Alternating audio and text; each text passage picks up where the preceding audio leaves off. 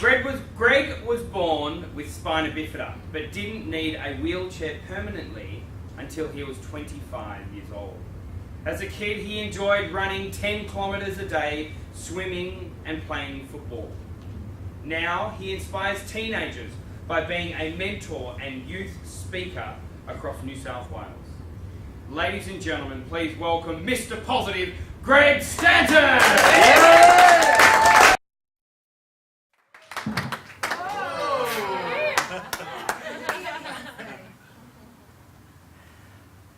Thank you. Thank you for that introduction, Sam. For too long, young people have been pushed aside and forgotten about. For far too long, we've forgotten about the next generation. And I truly believe it's about time that we stood up and actually gave the next generation a voice and helped them to encourage them to realise the voice that they have within them. You see, I grew up in an inclusion school. Does anybody know what the term inclusion schooling means? Right, a few of you, but basically it was a term that was introduced when they started closing down handicapped schools, as they were called then, and introducing students into normal schooling. That was something that I did about 15 to 20 years before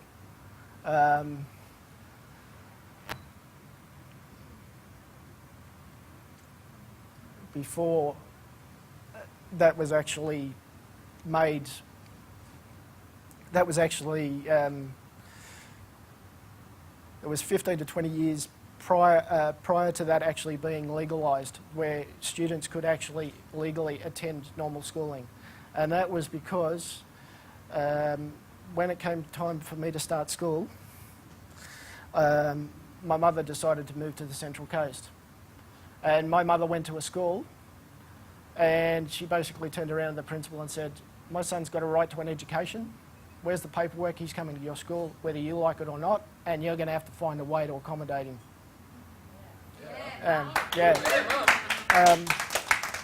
But as you can, what's happening here?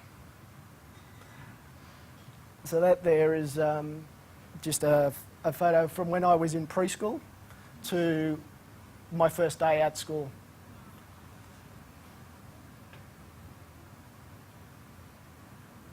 But prior to that, I had a lot of time in hospital. I spent probably the majority of my first 10 years in hospital.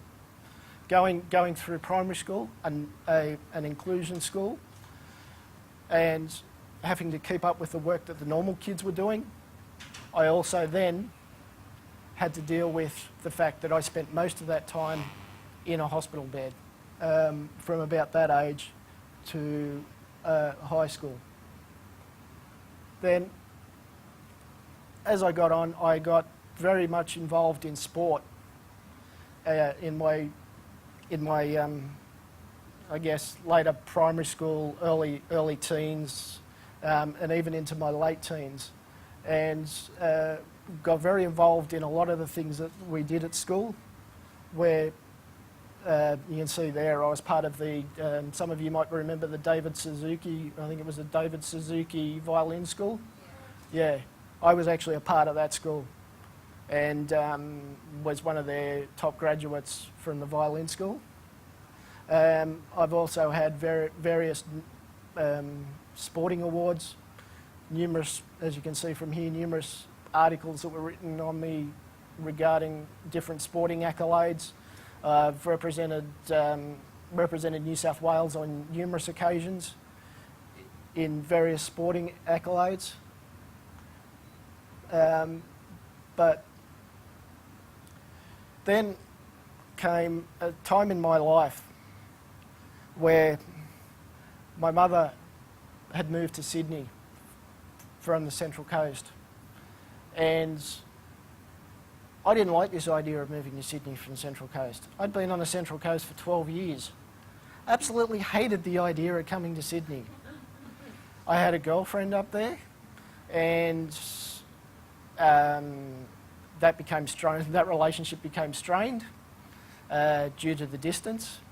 So I jumped on a train one day, and I thought, where am I going to go? What am I going to do? I jumped on a train and I got off at the nearest station, at the station nearest to my girlfriend at the time.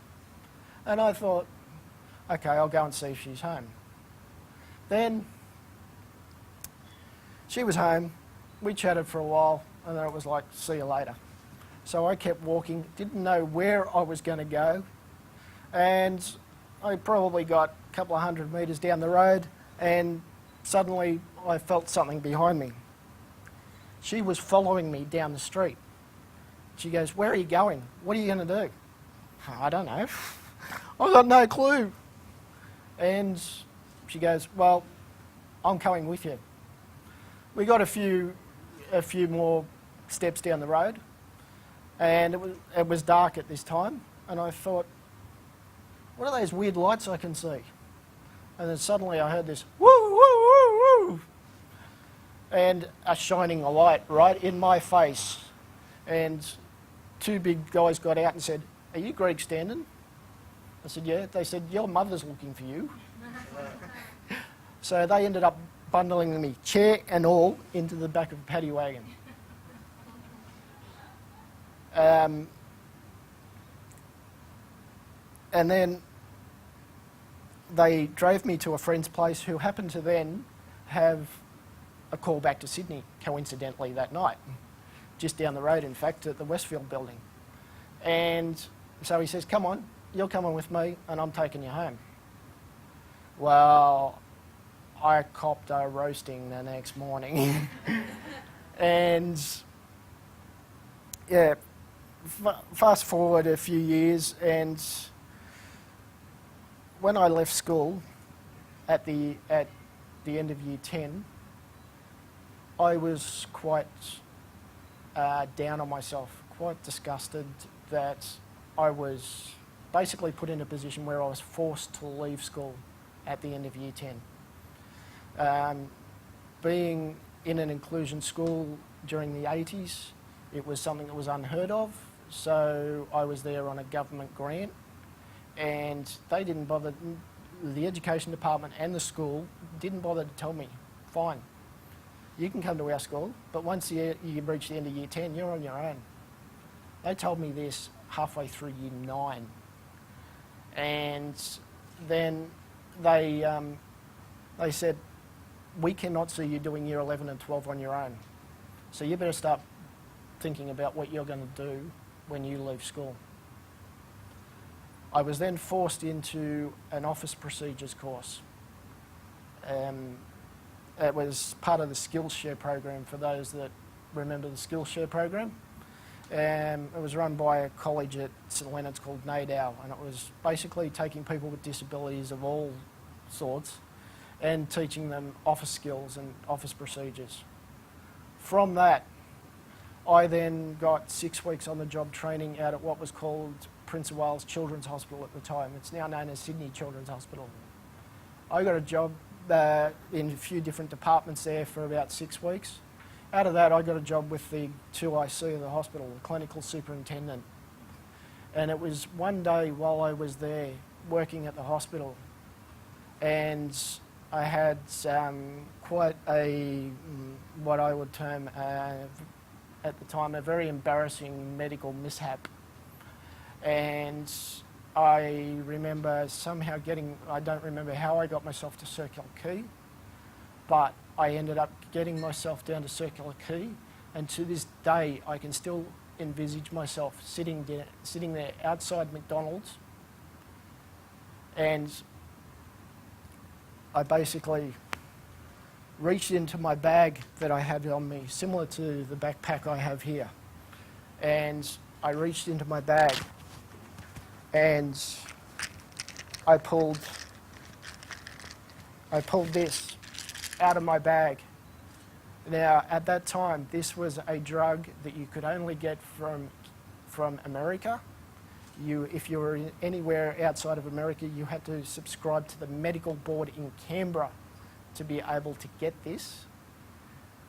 I happened to have a whole entire bottle of it, and so I just took the lid off this bottle, tipped it back, and dropped it. And that was basically the last thing that I remember until, I don't know how much later, I woke up in Sydney Hospital. And my mother was standing over my bed in tears, tears just streaming down her face and saying, "Greg, what have you done? It's okay. We will get through this." I spent another 2 weeks in the psych unit at Sydney Hospital while they tried to figure out what the heck to do with me. They then managed to somehow get a hold of a place called the Northcott Society. And funny enough, they had no idea of the connection, but I actually had connections previously to Northcott. They arranged for a social worker to come and see me because they had never ever come across someone in my situation before. This social worker sat there and we dealt with some issues, and they eventually found me a place to live in Marylands because at the time I was living in a very pokey one-bedroom unit in Caringbah. And they said to me, "We've got this place, go and check it out." So I went and checked it out, and I spent about probably 18 months there. And yeah, it would have been about 18 months I spent there. And during that time, I met a young lady. That young lady was in the same situation that I'm in. And well, over time, over that 18 months, one thing led to another, as they often do. And actually, very funny story that it was one Christmas. We decided that we'd go and hang out in each other's unit. I think I ended up in her unit, and I didn't go home until the next morning because the coordinator of the property was on site and saw me coming out her door. And yeah, so we, you know, one thing led to another, and over time, that young lady's disability also deteriorated, and she became a major part of my life, and basically made me realise that, hey, we're all misfits. No matter what goes on in life, we are all misfits. You know, it doesn't matter what we've been through in life. We've all been through something. We've all been through hard times. And that young lady taught me so much. And still to this day does. Because that young lady is sitting over there.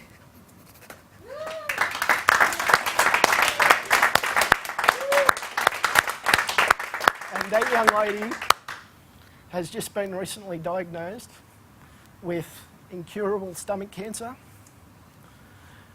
has chronic severe muscular atrophy, and countless other problems. She basically needs a carer 24 hours a day, 7 days a week. And she just absolutely amazes me as to how much, no matter what we've been through in life, I've been through so much in my life and so many other stories that I could share with you about my life, about my sporting career, about what I went through being at school. But the one true thing that has kept me going and kept me realising that we're all a misfit, and we just do what we can do with what we have and do the best that we can, and we will succeed. And so I encourage each and every one of you here to find out, what is it that makes you tick? What is your why? What is the reason you are on this planet? And go and live that. Because, seriously, you do not know when you will take your last breath. For all I know, I could wheel off this stage and that's it. That is my last breath. For all any of us know, we could go out that door. We could go downstairs. We could go across York Street and get hit by a bus. That is something that could happen to each and every single person in this room. So I challenge you today. What is your why? Are you living it? If not, ask yourself, why not? Thank you.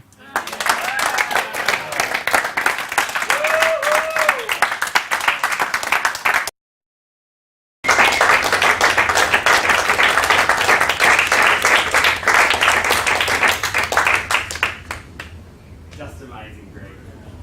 Mate, no, that's fine.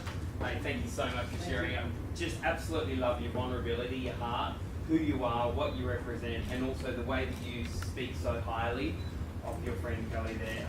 Just is absolute honouring and respecting. Can we just acknowledge? Yeah.